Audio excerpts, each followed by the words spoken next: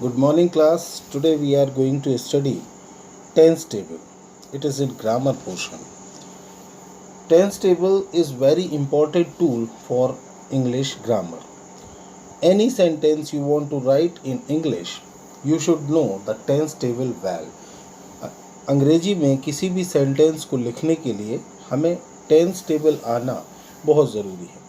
तो इसकी प्रैक्टिस आपको बहुत अच्छे से करनी है और बहुत अच्छे से इसे याद करना है ताकि आप किसी भी प्रकार के सेंटेंसेस बना सकें और अपनी राइटिंग स्किल्स को इम्प्रूव कर सकें। टेंस टेबल पर जाने से पहले हमें सीक्वेंस ऑफ द सेंटेंस को अच्छे से देखना होगा।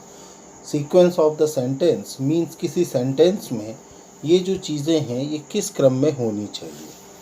सबसे पहले S means subject. Subject means doer, जो व्यक्ति किसी भी सेंटेंस में काम करता है, जैसे I, we, you, they, he, she, it, singular और प्लूरल। दूसरी चीज़ है हेल्पिंग वर्ब। ये टेंस की पहचान के लिए होती है। इसकी सहायता से हम पहचान जाते हैं कि कोई भी सेंटेंस किस टेंस का है। इसके बाद आती है मेन वर्ब। मेन वर्ब यानी मुख्य क्रिया, मतलब किसी भी सेंटेंस में क्या काम हो रहा है। ईट, ड्रिंक, ये सब मेन वर्ब्स हैं। Object. Object means other words, जिस पर काम हो रहा है। तो ये सीक्वेंस हमें बहुत अच्छे से आना चाहिए ताकि हम सेंटेंस में सही क्रम में चीज़ें लगा सकें। ग्रामर में स्टार्टिंग में सबसे पहले हमने यही चैप्टर पढ़ा था और ये रही टेंस टेबल। अंग्रेजी में मुख्य रूप से 3 टेंस होते हैं, प्रेजेंट टेंस, पास्ट टेंस और फ्यूचर टेंस। इन तीनों ही टेंसों के 4 पार्ट होते हैं। सिंपल या इंडेफिनिट भी हम इसे कहते हैं, कंटिन्यूअस, परफेक्ट और perfect continuous.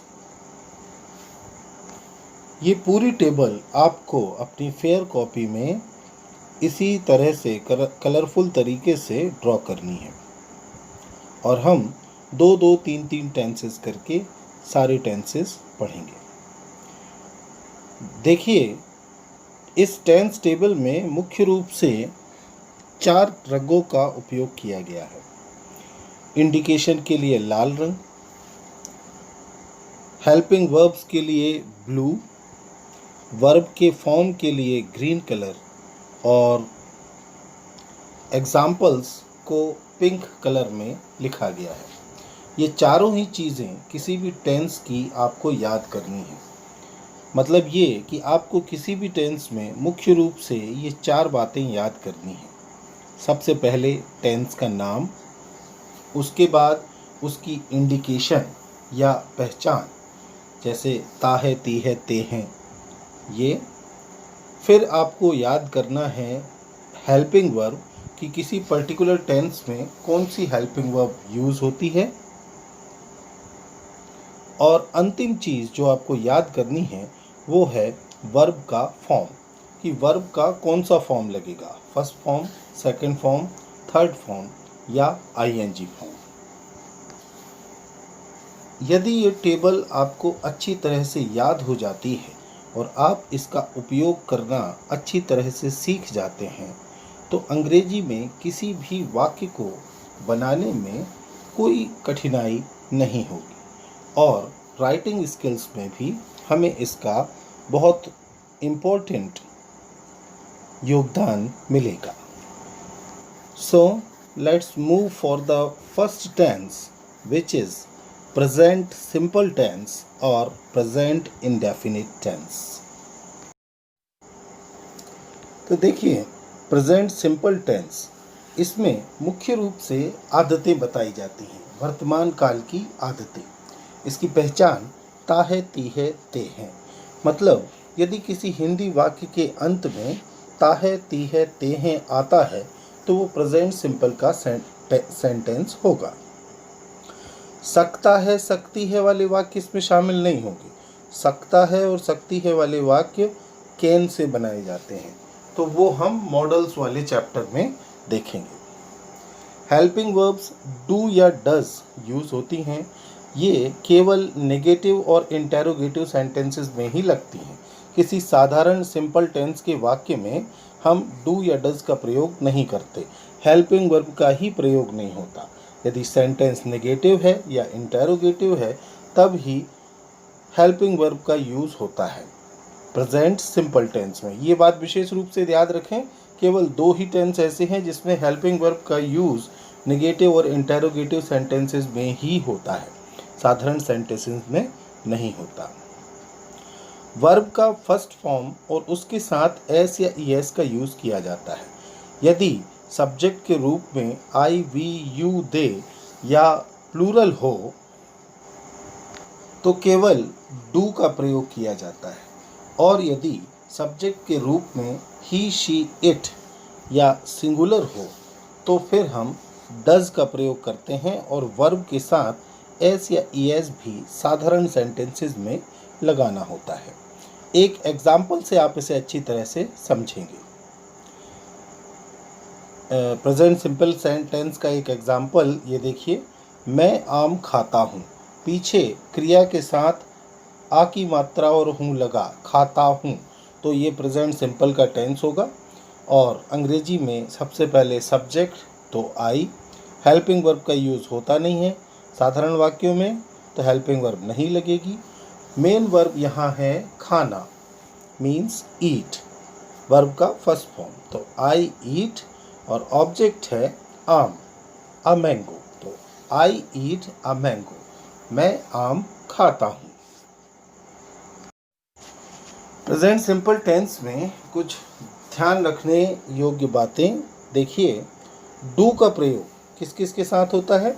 I, we, you, दे या प्लूरल के साथ। और डज का प्रयोग हम करते हैं ही, शी, इट या सिंगुलर्स के साथ। एग्जाम्पल देखिए, कब एस और कब ई एस लगता है, ये बहुत ज़रूरी है क्योंकि अधिकतर बच्चे यही गलती करते हैं और अपनी मार्क्स कटवा लेते हैं। सेंटेंस देखिए, मैं खाना खाता हूँ।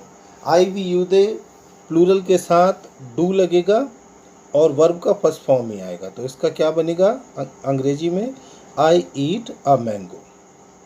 अब नेगेटिव सेंटेंस देखिए, मैं खाना नहीं खाता हूँ, ये नेगेटिव है और हमने देखा था कि हेल्पिंग वर्ब का यूज़ नेगेटिव या इंटेरोगेटिव सेंटेंसेस में ही होता है। तो यहाँ आई के बाद पहले हम हेल्पिंग वर्ब लगाएंगे और उसके बाद नॉट लगेगा। हेल्पिंग वर्ब डू के साथ ये सेंटेंस बनेगा, I do not eat a mango या I don't eat a mango. इसी तरीके से देखिए, वह आम खाता है, ही ईट्स अ मैंगो। इस सेंटेंस में सब्जेक्ट के रूप में ही आया है, वह, और ऊपर हमने देखा कि ही, शी, इट या सिंगुलर के साथ हम वर्ब में एस या ईएस का प्रयोग करते हैं और नेगेटिव्स में डज का प्रयोग करते हैं। तो ही सब्जेक्ट होने के कारण वर्ब में एस या ईएस लगाना ज़रूरी होगा और ये सेंटेंस बनेगा ही ईट्स अ मैंगो। इसी तरह से वह आम नहीं खाता, यहाँ पर भी ही का प्रयोग हुआ है, तो नेगेटिव बनाने के लिए डू का नहीं डज का प्रयोग किया जाएगा और ये सेंटेंस बनेगा he does not eat a mango या he doesn't eat a mango. ध्यान से देखिए, पहले वर्ब में एस लगा हुआ था, ईट्स था, वह आम खाता है में, और अब जब ये नेगेटिव बन गया तो ये ईट्स का एस अलग हो गया है और डजंट का यूज़ हुआ है। ये एस जो है वो डू के साथ मिलकर डज बना लेता है, इसलिए अब नेगेटिव सेंटेंस में एस लगाने की ज़रूरत नहीं है क्रिया के साथ। तो ये था प्रेजेंट सिंपल टेंस। अब इस टेंस की प्रैक्टिस आपको बहुत सारे सेंटेंस बनाकर करनी होगी। आपको मुख्य रूप से 4 प्रकार के सेंटेंस बनाने हैं। पहला सिंपल सेंटेंस, दूसरा नेगेटिव या नकारात्मक। वर्ब्स ऑफ टू बी और वर्ब्स ऑफ टू हैव में हम अच्छे तरह से पढ़ चुके हैं कि नेगेटिव या नकारात्मक सेंटेंसेस कैसे बनाए जाते हैं। फिर इंटेरोगेटिव या प्रश्नात्मक, क्या शब्द जुड़कर ये प्रश्न बनते हैं। और चौथे प्रकार का सेंटेंस है नेगेटिव प्लस इंटेरोगेटिव, मीन्स ये नेगेटिव नकारात्मक भी होगा और इसमें प्रश्न भी पूछा जाएगा। एक एग्जाम्पल आपको दिया गया है, आप देख सकते हैं। सबसे पहले आई के 4 सेंटेंस बनाए गए हैं, सिंपल, नेगेटिव, इंटेरोगेटिव और नेगेटिव प्लस इंटेरोगेटिव। उसके बाद वी के 4 सेंटेंस बनाए गए हैं, सिंपल, नेगेटिव, इंटेरोगेटिव और इंटेरोगेटिव प्लस नेगेटिव। इसी प्रकार से आपको बाकी सारे सब्जेक्ट्स कौन कौन से होते हैं, I, we, you, they, he, she, it, singular and plural. तो इन सभी के इट को छोड़कर, इट के सेंटेंस अभी ना बनाए, वो आपको बाद में बताए जाएंगे।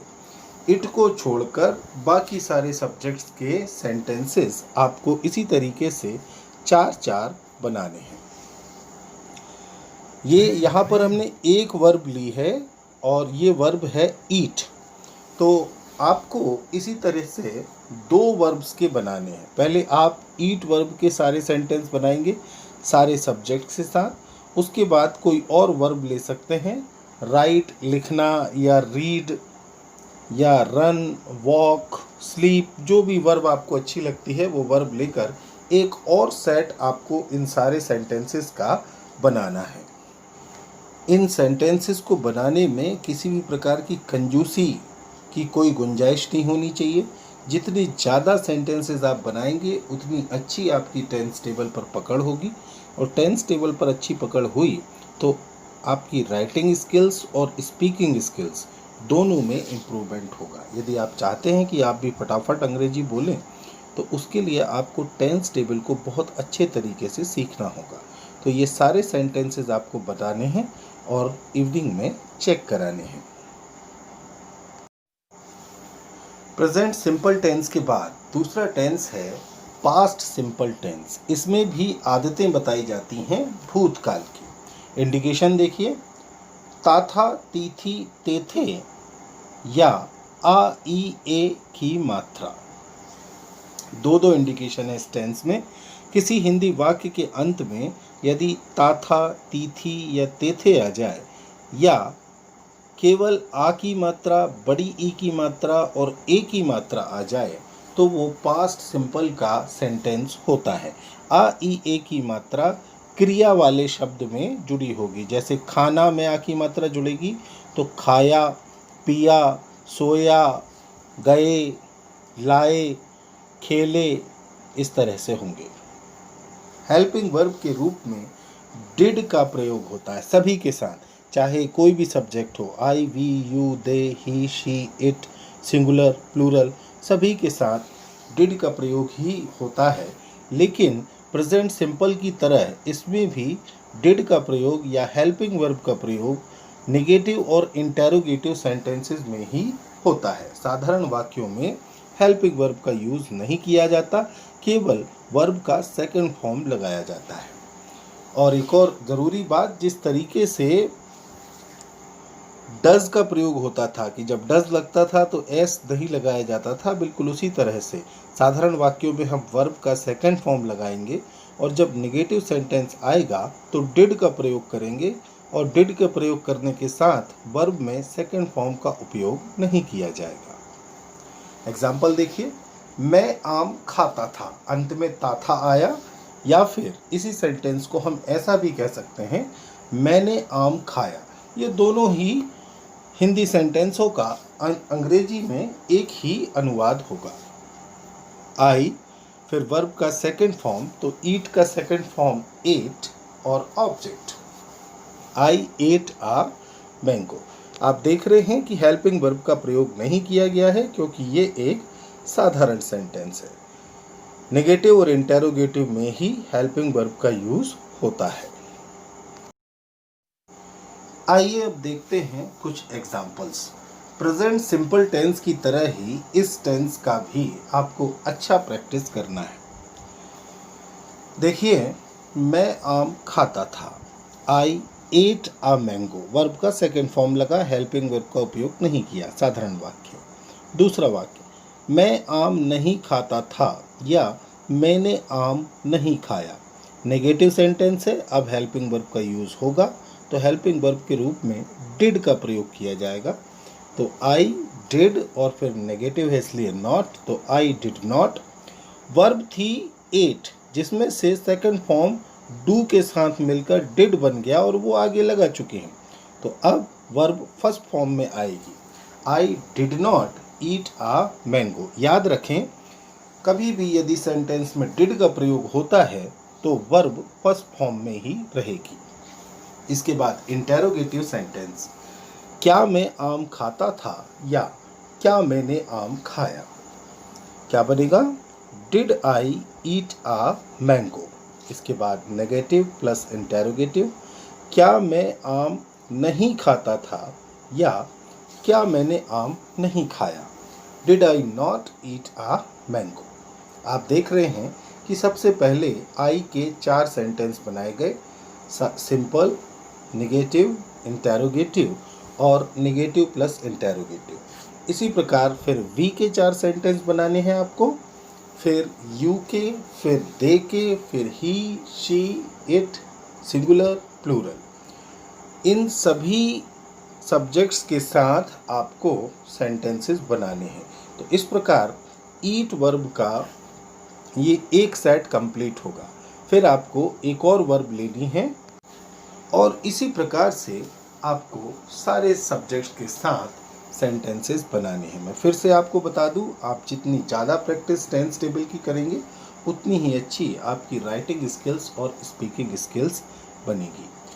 आज के लिए बस इतना ही। इन 2 टेंसों को अच्छे से तैयार करें, अच्छे से सेंटेंसेस बनाएं और शाम को होमवर्क में चेक कराएं।